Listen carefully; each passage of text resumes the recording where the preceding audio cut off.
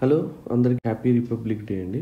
Welcome back to our channel MVM blog. So ఈ రోజు మనం పిఎఫ్ గురించి కొన్ని న్యూగా ఇంప్లిమెంట్ అయిన కొన్ని సర్క్యులర్స్ గురించి తెలుసుకుందాం. రీసెంట్ గా దాని గురించి మా ఛానల్ వీడియో కూడా చేయడం జరిగింది. ఒకటేమో డీలింగ్ సంబంధించింది, అకౌంట్ డీలింగ్ సంబంధించింది, అండ్ ఇంకోటేమో మనకి ఏదైతే మన name, date of birth, basic details ఉన్నాయో ఈ డీటెయిల్స్ అనేది మనం చేంజ్ చేసాం అనమాట. ఈ 2 వీడియోస్ ఆల్రెడీ మన ఛానల్లో మనం ఎలా చేయాలి అంటే ఛానల్లో వేయడం జరిగింది. సో దీంతో పాటు ట్రాన్స్ఫర్ కి సంబంధించి ఇంకో కొత్త సర్క్యులర్ కూడా వచ్చింది. ఇప్పుడు ఈ 3 గుడ్ న్యూస్ ఏదైతే ఈపీఎఫ్ 2025లో జనవరిలో కొత్త సర్క్యులర్స్ ఇచ్చిందో దానికి సంబంధించిన ఆల్రెడీ 2 వీడియోస్ మన ఛానల్లో ఉన్నాయి.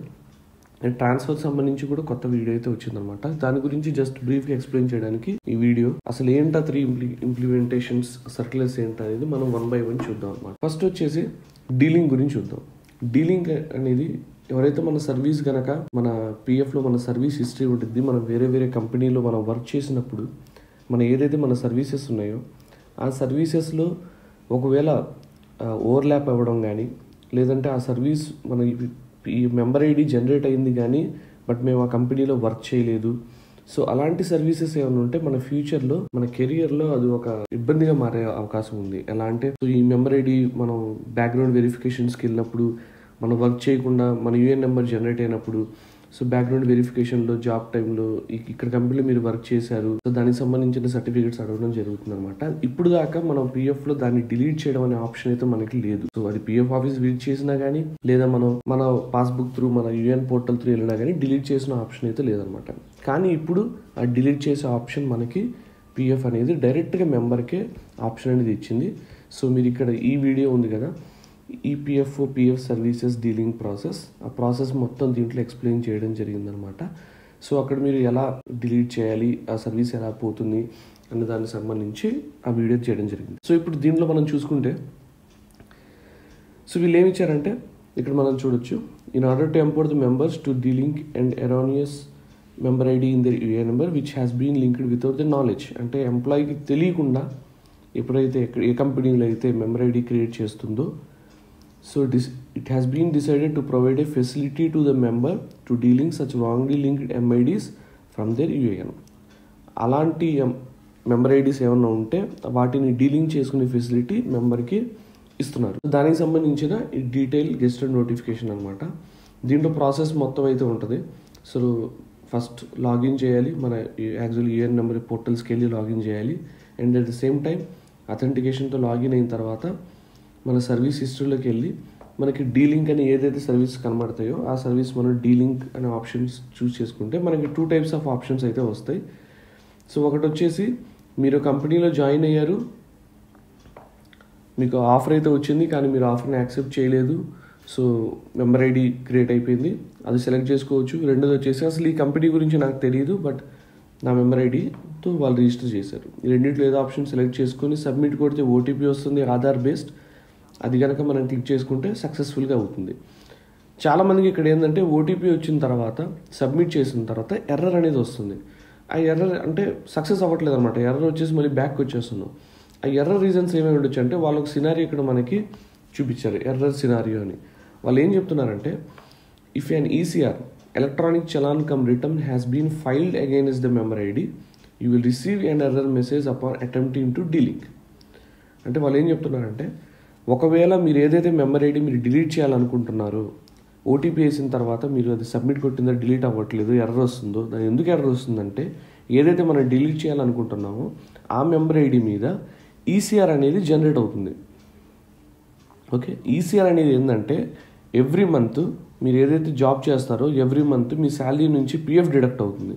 ఆ పిఎఫ్ డిడక్ట్ అయిన పిఎఫ్ అమౌంట్ని ఎంప్లాయర్ సంబంధించిన షేర్ని రెండూ కలిపి మన ఈసీఆర్లో వీళ్ళు ఎవ్రీ మంత్ కంపెనీ అనేది కట్టిద్ది అనమాట.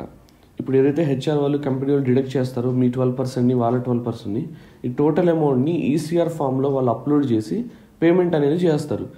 ఒకవేళ కాంట్రిబ్యూషన్తో చేయొచ్చు, వితౌట్ కాంట్రిబ్యూషన్తో 0 అని కూడా చేయొచ్చు. సో అలా మీ పేరు మీద ఒకవేళ ఈసీఆర్ అనేది జనరేట్ అయ్యి ఉంటే మీ మెంబర్ ఐడి డీలింగ్ చేసే అవకాశం అయితే లేదు. అలాంటి సినారియోస్లో మనకి ఎర్రర్ అనేది వస్తుంది.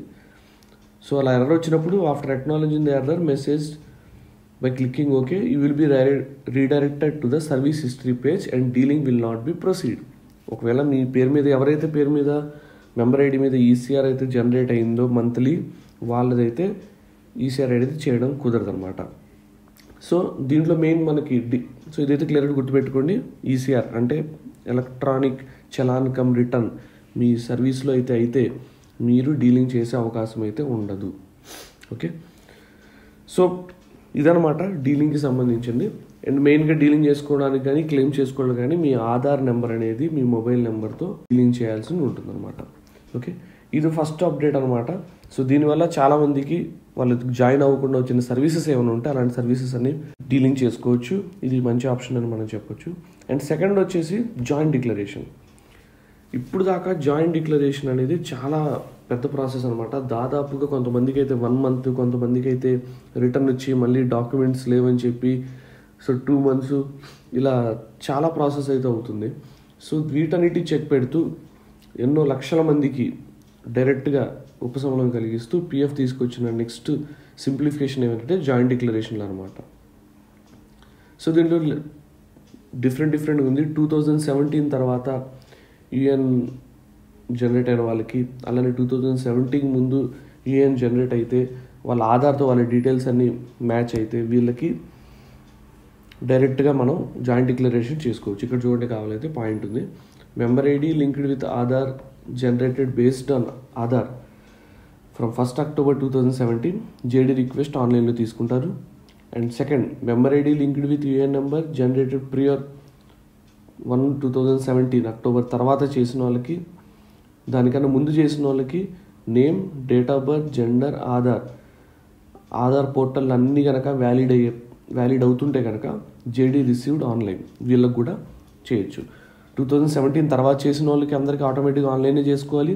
2017 October 1 కన్నా ముందు ఎవరిదైతే పిఎఫ్ జనరేట్ అయిందో, యూఎన్ నెంబర్ జనరేట్ అయిందో వాళ్ళకి ఒకవేళ నేమ్, ఆధార్, జెండర్ ఇవన్నీ కనుక ఆధార్ డేటాబేస్తో మ్యాచ్ అయితే కనుక వాళ్ళు కూడా జాయింట్ డిక్లరేషన్ రిక్వెస్ట్ అనేది ఆన్లైన్లో చేసుకోవచ్చు. అలానే member ID having UN number ఉండి ఆధార్తో వ్యాలిడేట్ అవ్వలేదు, ఆధార్తో సంబంధం లేదు, లేదా వాళ్ళు డిసీజ్డ్ మెంబర్స్ అంటే వాళ్ళు ఒకవేళ చనిపోయి ఉంటే కనుక జేడీ రిక్వెస్ట్ అనేది ఫిజికల్ మోడ్లోనే క్లైమెంట్ ఇవ్వాల్సి వస్తుంది. సో దీనికి వీళ్ళు చేసిన ఇంప్లిమెంటేషన్స్ ఏంటంటే నేను ఇక్కడ మీకు సింపుల్గా ఎక్స్ప్లెయిన్ చేస్తాను, ఈ చార్ట్తో సంబంధం లేకుండా. సో ఇంతకుముందు కనుక ఎవరైతే పిఎఫ్లో వాళ్ళ పేరు కానీ, డేట్ ఆఫ్ బర్త్ కానీ, జెండర్ కానీ, నేషనాలిటీ కానీ, father's name, mother's name, marital status, spouse, date of joining, date of leaving ఇవన్నీ మీరు దీంట్లో సంబంధించిన దాంట్లో మీరు ఏవైనా మీరు చేంజెస్ చేయాలి అంటే సో ఇంతకుముందు ఆన్లైన్ జాయింట్ డిక్లరేషన్ అనేది ఇవ్వాల్సి వచ్చేది. ఆన్లైన్ జాయింట్ డిక్లరేషన్లో మళ్ళీ మీరు ఫామ్ సబ్మిట్ చేయాల్సి వచ్చేది. లైక్ మీకు ఆధార్ కార్డుకి అయితే ఇది పాన్ కార్డ్ అని, లేదంటే డేట్ ఆఫ్ బర్త్కి డేట్ ఆఫ్ బర్త్ సర్టిఫికేట్ అని, లేదంటే ఎస్ఎస్సి సర్టిఫికేట్ అని, అలానే మెరిటల్ స్టేటస్కి మ్యారేజ్ సర్టిఫికేట్ అని ఇవన్నీ ఇలాంటివి ఇవ్వాల్సి వచ్చేది. దాదాపుగా ప్రతి దానికి చేంజెస్కి 3 డాక్యుమెంట్స్ అనేవి మనం ఎంప్లాయీ అటెస్ట్ చేసి అప్లోడ్ చేయాల్సి వచ్చేది. అండ్ ఆ రిక్వెస్ట్ ఎప్పుడైతే ఎంప్లాయీ పెడతారో ఎంప్లాయీ నుంచి ఆ రిక్వెస్ట్ మళ్ళీ మన ఎంప్లాయర్ అంటే కంపెనీ ఏదైతే ఉందో ఆ కంపెనీకి వెళ్ళేది. అక్కడ కంపెనీ మన రిక్వెస్ట్ని యాక్సెప్ట్ చేస్తే మళ్ళీ యాక్సెప్ట్ చేసిన తర్వాత మళ్ళీ పిఎఫ్ ఫీల్డ్ ఆఫీస్కి వెళ్ళేది. అక్కడ మనకి మళ్ళీ క్లెయిమ్ అనేది సబ్మిట్ అయ్యేది. వాళ్ళు అప్రూవ్ చేస్తే సబ్మిట్ అయ్యింది, లేదా రిజెక్ట్ చేస్తే మళ్ళీ ఏ డాక్యుమెంట్స్ కావాలో రిజెక్షన్ రీజన్తో చేస్తారు. సో ఇది లెంతీ ప్రాసెస్ అయింది. దీన్ని మళ్ళీ మన పిఎఫ్ అనేది సింప్లిఫై చేయడం జరిగింది. ఇప్పుడు సింపుల్ అనమాట. ఒకవేళ మీ ఆధార్ కార్డు కనుక అప్డేటెడ్ ఉండి మీ పేరు, డేట్ ఆఫ్ బర్త్, అలా నేషనాలిటీ, జెండర్ వీటిని సంబంధించిన ఫాదర్స్ నేమ్ ఇవన్నీ కనుక ఒకవేళ మీ ఆధార్లో అప్డేట్ అయి ఉంటే అదే ఆధార్లో సేమ్ ఎలా ఉందో అలానే మీరు పిఎఫ్లో చేంజ్ చేయాలనుకుంటే జాయింట్ డిక్లరేషన్లో సో ఇప్పుడు ఆధార్తోనే లింక్ చేసుకుని ఆధార్తోనే అథెంటిక్ చేసుకుని మన జస్ట్ ఆధార్తో ఒక ఓటీపీ వస్తుంది. ఓటీపీతోనే ఇమీడియట్గా మనకి మెంబర్ అప్రూవల్తోనే చేంజ్ అయిపోతుంది. ఎంప్లాయర్ అప్రూవల్ కానీ పిఎఫ్ అప్రూవల్ కానీ అవసరం లేదు. డైరెక్ట్గా ఇన్స్టెంట్లీ మన ఆధార్ ఓటీపీ జనరేట్ అయ్యింది, ఇమీడియట్లీ చేంజ్ అయ్యింది. దానికి సంబంధించిన వీడియో కూడా ఇక్కడ మనం ఇచ్చామన్నమాట. EPF good news, instantly change basic details in PF with no documents needed. అంటే మనకి ఆధార్లో ఎలా ఉందో సేమ్ అలానే అప్డేషన్ అయితే అయిపోతుంది. ఇది చాలా సింప్లిఫికేషన్ అని మనం చెప్పుకోవచ్చు. సో ఇప్పుడు దాకా చాలామంది అయితే ఇబ్బంది పడ్డారు. ఒకవేళ మీ ఆధార్లో కనుక ఏదైతే మీరు చేంజెస్ చేస్తున్నాయో మీ ఆధార్లో అది అప్డేట్ లేవనుకోండి, మ్యాచ్ అవ్వట్లేదు అనుకోండి, మీరు ఫిజికల్గానే జాయింట్ డిక్లరేషన్ ఇచ్చి ఈ సబ్మిషన్ అయితే చేసుకోవాల్సి వచ్చింది అనమాట. సో ఈ అంటే ఎంప్లాయర్ అప్రూవల్ అనమాట, డైరెక్ట్ ఎంప్లాయీ అప్రూవల్ ఇవ్వచ్చు. సో ఈ జాయింట్ డిక్లరేషన్ వల్ల చాలామంది బెనిఫిట్ పొందుతారు, తొందరగా చాలామందికి ఇమీడియట్లీ చేంజెస్ అయితే అవుతాయి అన్నమాట.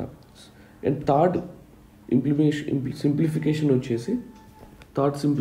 వచ్చేసి transfer of provident fund account.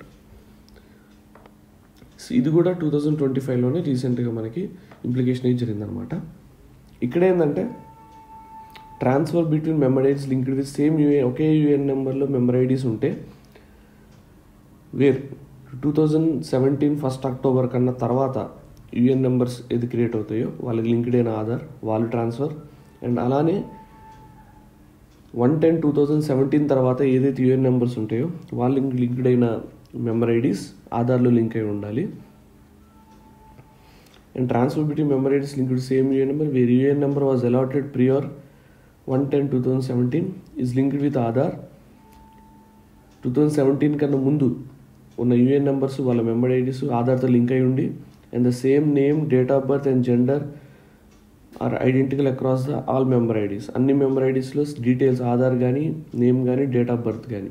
So clearly ఏంటంటే 1/10/2017 తర్వాత ఏదైతే పిఎఫ్ మెంబర్స్ ఉంటాయో వాళ్ళ లింక్ అయిన మెంబర్ ఐడీస్ ఉంటాయో ఇవి, అండ్ అలానే దానికన్నా ముందు వచ్చిన 2017 అక్టోబర్ 1 కన్నా జనరేట్ అయిన యూఏఎన్ నెంబర్స్ ఉన్న దానికి ఆధార్, పాన్ ఇవన్నీ ఉంటాయో వీటన్నికి ట్రాన్స్ఫర్ అనేవి ఇవన్నీ యూఏఎన్ నెంబర్స్కి ట్రాన్స్ఫర్ సింప్లిఫైడ్ చేయడం జరిగింది. ఇప్పుడు ట్రాన్స్ఫర్ ప్రాసెస్ గురించి సింపుల్గా చెప్తాను. ఫస్ట్ మనం ఏదైతే 2-3 కంపెనీలో మనం విడివిడిగా వర్క్ చేస్తామో 1, 2, 3, సో పాత కంపెనీ నుంచి కొత్త కంపెనీకి ప్రజెంట్ చేస్తున్న కంపెనీకి ట్రాన్స్ఫర్ రిక్వెస్ట్ అనేది మనం పెట్టుకోవాలి. ఆ ట్రాన్స్ఫర్ రిక్వెస్ట్ పెట్టినప్పుడు ఫామ్ 13తో చేయాల్సి వస్తుంది. సో అలా ఫామ్ 13 పెట్టినప్పుడు మనకి అక్కడ అప్రూవల్ అడుగుతారు అనమాట. Attestation through present employer yeah previous employer approval.